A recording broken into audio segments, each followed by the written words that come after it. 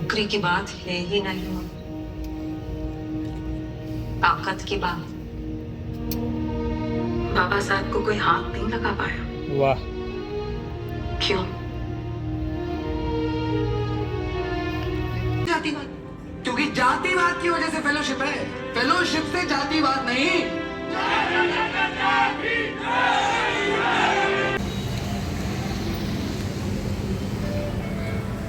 So hello everyone, welcome back to my channel. आप सभी को दोस्तों नमो बुद्धाय, जय भीम। मैं हूं आपका दोस्त मिथिलेश और आपने देखना शुरू कर चुके हैं एमजी व्लॉग्स। दोस्तों जैसे कि आप देख सकते हैं कि मैं आया हूँ धड़क 2 देखने, और ये फिल्म मैं काफ़ी दिनों के बाद देख रहा हूँ, मतलब थिएटर में आके फिल्म थंगलान के बाद तो स्पेशली मैं ये फ़िल्म देख रहा हूँ, क्योंकि इस फिल्म के काफ़ी वीडियोज़ ऐसे वायरल हुए थे जिसमें कहा गया था कि बाबा साहब के बारे में इस फिल्म में बहुत कुछ दिखाया है, जातिवाद के बारे में बहुत कुछ दिखाया है। और आपको बता दूं दोस्तों कि इस फिल्म में जय भीम के नारे भी लगे हैं। तो पहला ऐसी बॉलीवुड फिल्म है काफ़ी दिनों बाद, और हमेशा साउथ में ऐसा होता है कि बाबा साहब के बारे में खुलकर बात करते हैं, जय भीम के नारे वहाँ पे लगाते हैं। लेकिन और बॉलीवुड में कैसा होता है कि बॉलीवुड में हमेशा बाबा साहब हमें कोर्ट रूम में उनकी फ़ोटो दिखेंगी, पुलिस स्टेशन में फ़ोटो दिखेंगी, लेकिन खुल के कोई बात नहीं करता। लेकिन और ये इतनी बिग बजट फिल्म है, करण जौहर प्रोड्यूसर है, सोचिए, और उनके फिल्म में जय भीम के नारे लग रहे हैं, तो फिल्म देखना तो बनता है। और जातिवाद का सच्चा चेहरा हमें इस फिल्म के द्वारा देखने को मिलेगा दोस्तों। तो इसके बारे में पूरा ऑनेस्ट रिव्यू दूंगा, तो दोस्तों वीडियो को अंत तक ज़रूर देखना, बीच में स्किप मत करना। चलो देखते हैं अभी फिल्म कैसी है। तो फाइनली दोस्तों मैंने देख ली है फिल्म। ये फिल्म 2 लोगों ने देखना चाहिए। एक जो आम्बेडकरवादी है, चाहे फिर आप किसी भी धर्म जाति संप्रदाय के क्यों ना हो, लेकिन आप आम्बेडकरवादी विचारों के हो, बाबा साहब को मानते हो, तो आपको ये फिल्म देखना चाहिए। दूसरे वो लोग जो सोचते हैं कि आज के ज़माने में जातिवाद कहाँ होता है, क्योंकि उनके साथ नहीं होता तो इसलिए सबको लगता है कि दुनिया में कहीं नहीं होता। लेकिन आज की परिस्थिति है कि मध्य प्रदेश हो, उत्तर प्रदेश हो या महाराष्ट्र हो, बाबा साहब का नाम लेना, जय भीम लेना भी कई कई जगह पर गुनाह है। अगर कोई शेड्यूल कास्ट, एसटी, ओबीसी समाज का कोई व्यक्ति घोड़ी चढ़ जाता है एमपी यूपी में, तो उसे मार देते हैं या घोड़ी से उतार देते हैं। ये आज की परिस्थिति 2025 की, और इसी की सच्चाई, इसी का आईना दिखाती है ये फिल्म। इस फिल्म में सिर्फ जातिवाद ही नहीं तो और भी कई सोशल मुद्दों पर नज़र डाली है। लेकिन सच्चाई किसी को हजम कहाँ होती है दोस्तों। आपको चाहिए सैयारा जैसी चूतियापा फिल्में जो काल्पनिक कहानी है, ऐसा हो गया, वैसा हो गया, ये हो गया। कोरियन फिल्म की चुराई हुई कॉपी बनाकर सैयारा बनाई है, और कुछ इन्फ्लुएंसर को पेड प्रमोशन देके इस थिएटर में रुला कर ऑडियंस को अपनी तरफ खींचा गया है। लेकिन समाज की सच्चाई दिखाने वाली धड़क 2 को लोगों ने पूरी तरह से बाइकआउट कर दिया है। इतनी गंदी तरीके से बाइकआउट किया है कि जब मैं देखने गया, कल की 4 तारीख थी, पिक्चर 1 तारीख को रिलीज़ हुई है, 4 तारीख थी और पूरा थिएटर खाली था। यहाँ तक कि सिर्फ 7 लोगों की पक्की बुकिंग थी, उस 7 में मैं एक था। तो मुझे गार्ड ने कहा कि अगर ये 10 लोग नहीं होते कंप्लीट तो शो कैंसिल हो जाएगा। मुझे समय पे अपने दोस्त बुलाने पड़े ज़बरदस्ती, और वहाँ पर जब 12 लोगों का हमारा ग्रुप बन गया तब जाके ये शो लगा। सोचिए इतनी गंदी परिस्थिति है। लेकिन मैं इसके बारे में पूरा हॉनेस्ट रिव्यू आपको दूंगा, क्योंकि मैं फिल्म देख के आया हूँ। अच्छी बात भी बताऊँगा, बुरी बात भी बताऊँगा। अब इस फिल्म की अच्छी बात यह है दोस्तों कि इस फिल्म में पूरी तरह से आपको जय भीम ही जय भीम के नारे सुनने को मिलेंगे। हर बड़े बड़े फ्रेम में आपको बाबा साहब की फ़ोटो, प्रतिमाएं देखने को मिलेंगी, चाहे फिर वो हीरो की बाइक हो, उसके ऊपर उस बाबा साहब का फ़ोटो हो, किसी शेड्यूल कास्ट का घर, बौद्ध समाज के व्यक्ति का घर हो, वहाँ पर जय भीम, गौतम बुद्ध की फ़ोटो। उसी के साथ साथ आपको यहाँ पर जो हीरो ढोल बजाता है उसके ऊपर बाबा साहब के नाम से जो बैंड चलाता है वो भीम बैंड बाजा, इस तरह से वो सब हर जगह ये दिखाया गया। नीले दुपट्टे आपने हर फिल्म में दिखे होंगे, लेकिन कभी जय भीम का नारा किसी फिल्म ने नहीं दिया। इस फिल्म में आपको जय भीम का नारा देखने को मिलेगा। एक दूसरे से बात करते हुए लोग जय भीम कहते हैं, और किस तरह से रिजर्वेशन क्यों ज़रूरी है इसके बारे में बात की जाती है। इस फिल्म में वो सब कुछ दिखाया गया है जो आज के जीवन में जो लोग सोचते हैं कि गांव में होता है, शहरों में नहीं होता। लेकिन हाँ भाई, शहरों में होता है, छुप छुप के होता है, लेकिन जातिवाद होता ज़रूर है। इस फिल्म में आपको भोपाल की खूबसूरती देखने को मिलेगी, उसी के साथ साथ आपको बुद्ध गुफाएं भी देखने को मिलेगी। जब हीरो हीरोइन को पूछता है कि तेरी फेवरेट जगह कौन सी है, तो वो कहते हैं कि मुझे सांची बहुत पसंद है। जी हाँ दोस्तों, सांची का उल्लेख भी इस फिल्म में किया गया है।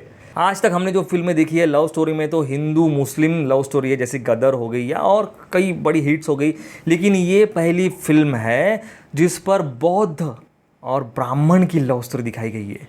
ये इतिहास में पहली बार हुआ है, वो भी बॉलीवुड में। ये फिल्म जो है दोस्तों, ये साउथ की कॉपी है, पेरियम पेरुमल। तो हमने ये साउथ में बाबा साहब का जय जयकार, उनके बारे में खुलकर विषय पर बात करते हुए हीरो हीरोइंस को देखा था, लेकिन बॉलीवुड में ये सब नहीं दिखाते। लेकिन पहली बार करण जौहर जैसा प्रोड्यूसर इस फिल्म ऐसे मुद्दे पर लाया है, तो ये फिल्म हमें देखना चाहिए। आप बाबा साहब के चाहने वाले हो तो आपको ये फिल्म और ज़्यादा पसंद आएगी, क्योंकि आपको बात बात पर बाबा साहब की फ़ोटो दिख रही है, प्रतिमाएं दिख रही है, जय भीम के नारे लग रहे हैं, और जो सदियों से हो रहे अत्याचार है, जो ब्राह्मणवाद है, ब्राह्मण नहीं बोल रहा हूँ मैं, क्योंकि इस फिल्म में ये भी दिखाया गया है कि हमारा विरोध ब्राह्मणों से नहीं है, ब्राह्मणवाद से है। हीरो का जो बेस्ट फ्रेंड दिखाया गया है वो खुद ब्राह्मण रहता है, और इस फिल्म का जो अपोजिट विलेन रहता है वो भी ब्राह्मण रहता है। अब दोनों में डिफरेंस क्या है कि एक समझता है कि ये नीची जाति का है और एक उसको दोस्त समझता है। मतलब ब्राह्मण हर कोई बुरे नहीं होते, हम ब्राह्मणवाद का विरोध कर रहे हैं। इस फिल्म से ये दर्शाने की कोशिश की गई है। इस फिल्म में विलेन है, जो विलेन समाज की गंदगी साफ करने का बात करता है, वो जितने भी अफेयर्स होते हैं, चाहे फिर वो ब्राह्मण लड़की से हो, लड़के से हो, वो उनको मिटाने का काम करता है। इस फिल्म में जो हीरो और हीरो ने जो जान डाली, जो एक्टिंग करी है, अरे अरे बाप रे, वो इतनी माइंड ब्लोइंग है दोस्तों कि आपको लगेगा कि सच में ये आपके साथ ही हो रहा है। अगर आपने कभी जीवन में किसी से सच्चा प्यार किया है और वो किसी और कास्ट का था या कास्ट की थी, तो आपने भी ये प्रॉब्लम कहीं ना कहीं फेस की होगी। अगर तब फेस नहीं की होगी तो अब शादी के बाद कर रहे होंगे, या शादी के पहले कभी ना कभी आपको ये जताया गया होगा कि तू ये फलाने जाति का या फलाने जाति की है। तो ये फिल्म आपको इसलिए देखना ज़रूरी है क्योंकि इसमें आपको सुकून मिलेगा फिल्म देखने के वक्त, और समाज में क्या चल रहा है, कूटनीति, उसकी सच्चाई इस फिल्म में भर भर कर डाली गई है। ये हो गई इस फिल्म के दोस्तों अच्छाई। अब इस फिल्म की बुराई भी सुन लीजिए। ये फिल्म जो साउथ में बनी है, पेरियरम पेरुमल उसका नाम है, उस फिल्म में जितना टच दिया है, पूरी कॉपी नहीं कह सकते, लेकिन मेन मुद्दा वही है, बौद्ध और ब्राह्मण लव स्टोरी। ये फिल्म उसमें नाकामयाब होती है। ये फिल्म बहुत स्लो शुरू होती है।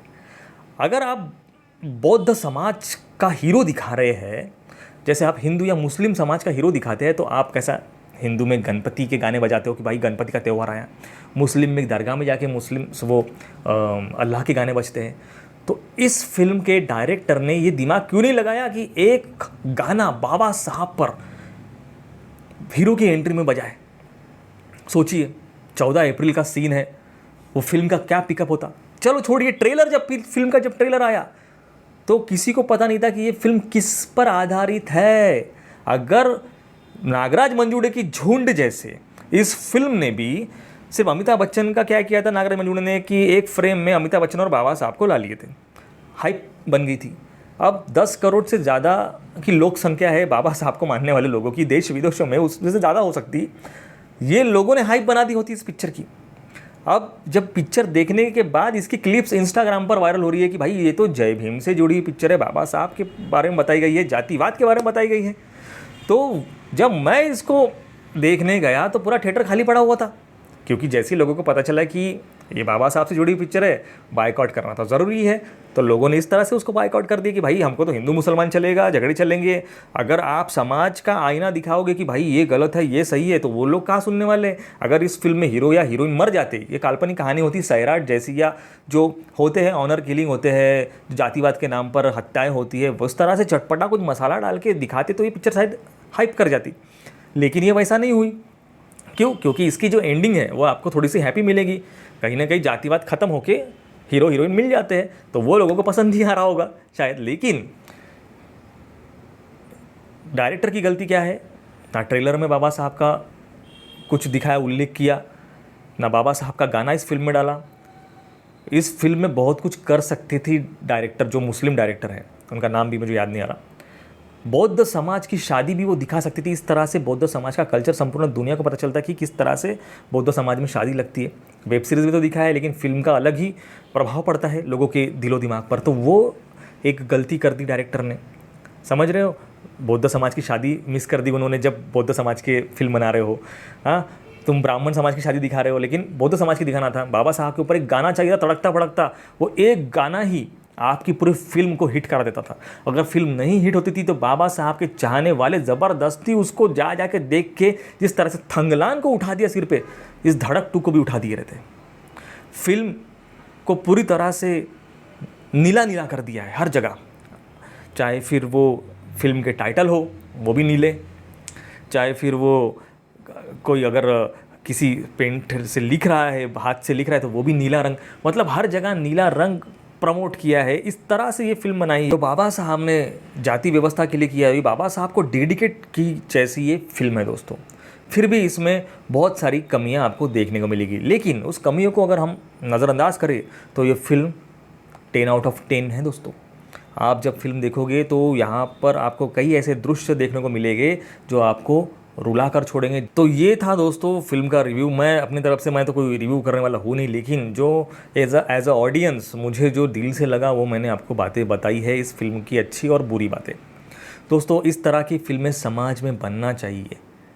अगर आप इस फिल्म को देखोगे नहीं, ये फिल्म बिजनेस नहीं करेगी, तो लोगों को क्या लगेगा, जो प्रोड्यूसर है उनको वो क्या सोचेंगे कि इस तरह की फिल्में मार्केट में चलती नहीं है, तो वो इस तरह के टॉपिक पर फिल्में बनाना ही बंद कर देंगे।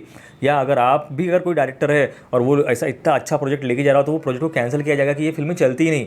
तो हमारी जिम्मेदारी है, मैं मिथिलेश गानार आपसे आह्वान करता हूँ कि प्लीज़ जाइए और इस फिल्म को देखिए, ताकि इस फिल्म का बिजनेस बढ़े और आने वाले समय में ऐसे टॉपिक पर और फिल्में बने। समझ रहे हो, ये जो सैयारा जैसी चूतिया पे से समाज बदलने वाला नहीं है। देख सकते हो वहाँ पे वो निब्बा निब्बी वाली फिल्म है, छोटे बच्चों वाली फिल्म है। ये मैच्योर लोगों की फिल्म है, यहाँ से आप कुछ सीख के आओगे, तो आपको ये फिल्म देखना ज़रूरी है। अगर आप कट्टर आम्बेडकरवादी हो तो मेरी बात मानो और इस फिल्म को जाकर देखो दोस्तों।